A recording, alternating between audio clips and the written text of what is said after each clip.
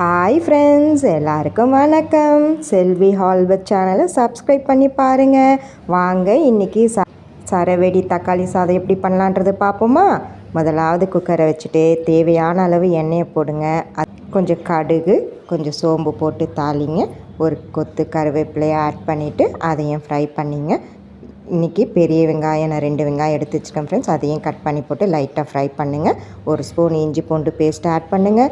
அதுக்கப்புறம் ரஃப்பாக கட் பண்ணி வச்சுருக்கேன் 3 தக்காளி நான் இன்றைக்கி வச்சுருக்கேன் ஃப்ரெண்ட்ஸ். அதையும் போட்டு லைட்டாக வதக்குங்க ஃப்ரெண்ட்ஸ். அதுக்கப்புறம் தேவையான அளவு உப்பு போடுங்க. உப்பு போட்டுட்டு கொஞ்சமாக கரம் மசாலா ஆட் பண்ணுங்கள். கரம் மசாலா ஆட் பண்ணிவிட்டு கொஞ்சம் மஞ்சத்தூள் ஆட் பண்ணுங்கள் ஃப்ரெண்ட்ஸ். ஆட் பண்ணிவிட்டு அதுக்கப்புறம் உங்கள் வீட்டில் இருக்கிற குழம்பு மிளகாய்த்தூள் உங்கள் வீட்டுக்கு காரத்துக்கு ஏற்ப மாதிரி நீங்கள் போட்டுக்கோங்க. இன்றைக்கி நான் 1 ஸ்பூன் எங்கள் வீட்டுக்கு ஆட் பண்ணியிருக்கேன்.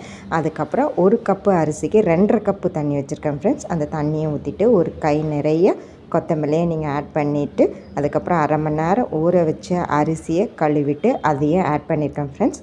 ஆட் பண்ணிவிட்டு கொஞ்ச நேரம் கொதி வரணும். இந்த மாதிரி கொதி வர வரைக்கும் நீங்கள் வெயிட் பண்ணுங்கள் ஃப்ரெண்ட்ஸ். அதுக்கப்புறம் குக்கரை மூடி வச்சுட்டு நான் இன்றைக்கி 4 விசில் வச்சுருக்கேன் ஃப்ரெண்ட்ஸ். சரவெடி தக்காளி சாதம் ரெடி ஆயிடுச்சு. நீங்களும் செஞ்சு பார்த்து கமெண்ட் பாக்ஸில் கமெண்ட் பண்ணுங்கள். தேங்க்யூ.